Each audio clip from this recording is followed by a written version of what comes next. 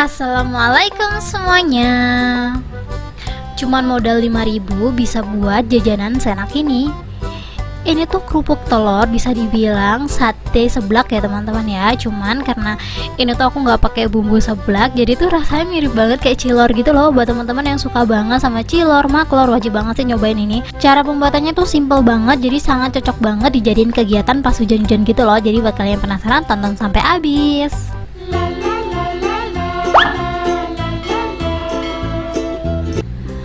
Langsung aja di langkah pertama, di sini aku bakalan timbang kerupuknya. Awalnya tuh sebenarnya aku ragu banget teman-teman mau recook resep ini karena belum tentu enak juga kan. Jadi di sini aku timbangnya tuh nggak banyak-banyak. Ini kerupuknya yang aku pakai tuh kerupuk warna-warni. Kalau kalian butuh rekomendasi kerupuk ini, kalian bisa langsung aja cek rekomendasi di deskripsi ya teman-teman ya.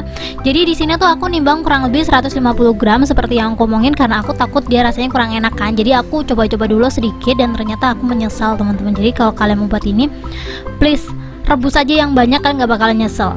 Lanjut kita panasin air ya. Ini airnya aku bakalan kasih minyak biar nanti kerupuknya nggak lengket-lengket. Setelah itu kalau airnya udah bener-bener mendidih, kita langsung aja rebus kerupuknya.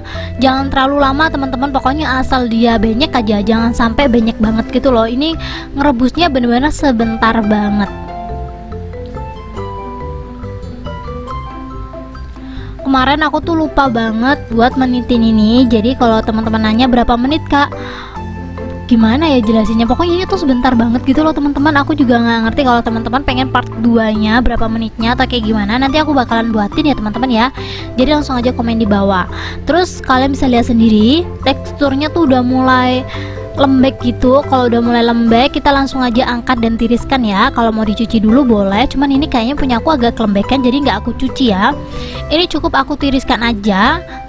Dan kalau udah selesai ditiriskan, nunggu dia tuh dingin baru kita tusuk-tusuk seperti ini. Soalnya kalau baru ditiriskan langsung ditusuk-tusuk, panas banget teman-teman. Soalnya kemarin aku tuh jahil gitu kan, aku tusuk-tusuk dulu sebelum aku tunggu dingin. Ini tuh kayak panasnya kayak awet gitu loh. Jadi kalau teman-teman mau buat ini hati-hati banget ya. Kita tusuk-tusuk aja seperti ini. Kalau mau dibuat satu warna boleh, atau warna-warni seperti yang aku punya juga nggak apa-apa.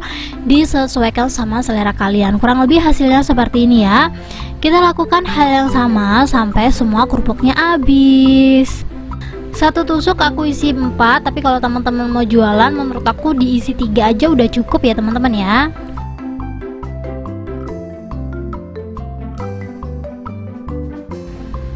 Ini lumayan lengket-lengket ya teman-teman ya. Jadi kalau bisa pas buat ini masaknya jangan terlalu lama. Terus kalau nggak terlalu lama, ini tuh kerupuknya masih bisa dicuci gitu loh, biar dia tuh nggak nempel-nempel seperti ini. Kalian bisa lihat sendiri. Dan ini dia hasilnya setelah aku tusuk semuanya. Aku bener-bener lupa dan nggak ngitung ini tuh hasilnya berapa. Tapi ini lumayan banyak banget ya teman-teman ya. Kalau udah seperti ini, kita langsung aja siapin 1 butir telur. Ini telur aku tuh kecil banget gitu loh teman-teman, setengah kilo bisa isi 9 gitu loh. Ini aku bakalan pakai 1 butir aja. Kalau teman-teman mau ditambahin perasa boleh, kalau aku enggak ya. Jadi langsung aja aku aduk biar dia tuh kecampur rata. Aku cara ngaduknya sih seperti ini aja ya, biar dia tuh kayak tercampur.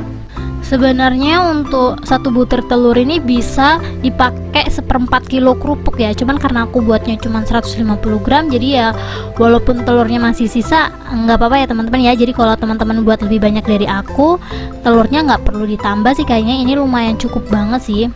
Kalau udah selesai, kita langsung aja siapin penggorengan. Kita langsung aja goreng satenya sampai habis ya. Di sini untuk sate kerupuknya ini karena hasilnya banyak ya, jadi aku bakalan goreng beberapa kali.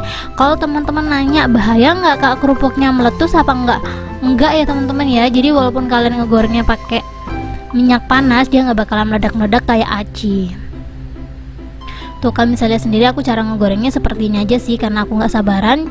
Jadi aku masukin walaupun minyaknya belum panas. Tapi sebenarnya kalau teman-teman mau ngegoreng yang kedua kali, nggak harus didingin dulu minyaknya. Jadi langsung goreng, dia tuh nggak meledak-meledak. Ini penting banget ya teman-teman informasinya ya. Soalnya beberapa masakan aci atau yang kenyal-kenyal kayak gini itu tuh rawan meledak. Jadi kalau kalian nonton tutorial masak-masak atau apalagi goreng-goreng kayak gini, kalian harus perhatiin cara ngegorengnya. Soalnya pas ngegorengnya ini tuh penting banget banget, soalnya ini cerita dari aku, muka aku aja dari beberapa bulan yang lalu kena letusan minyak itu tuh nggak hilang. Jadi hati-hati banget ya teman-teman ya, kelihatannya tuh sepele tapi setelah aku rasain sendiri gitu kan, bener-bener kayak lukanya permanen gitu loh. Aku jadi kayak butuh effort buat ngilangin ini bekas. Jadi buat teman-teman yang belum kena muncratan minyak, hati-hati banget ya. Jadi kalau kalian recook resep-resep viral gitu, diperhatiin pas ngegorengnya ya teman-teman ya. Soalnya kemarin tuh pernah kan tahun berapa gitu viral banget cimol, dan cimol itu banyak komplainan gitu, dan di situ juga aku rasa bersalah banget sih karena banyak banget yang kena letusan karena banyak banget dari kalian nggak ngeliat cara ngegorengnya. Tapi nggak berlaku di resep ini ya teman-teman ya. Kalian bisa lihat sendiri, ini tuh udah 2 kali goreng, ini nggak ada drama sekali, bener-bener nggak ada letusan sama sekali ya. Ini enak banget disajiin pas panas-panas kayak gini. Bumbunya aku pakai bumbu balado aja biar rasanya tuh bener-bener kayak cilor maklor gitu loh teman-teman. Soalnya aku tuh favorit cilor maklor banget, dan setelah aku nyoba ini, seriusan ini resep bener-bener aku banget. Tuh bentukannya kayak gini teman-teman, telurnya tipis-tipis ala-ala abang-abang pinggir jalan gitu. Ini langsung aja kita cobain. Bismillahirrahmanirrahim.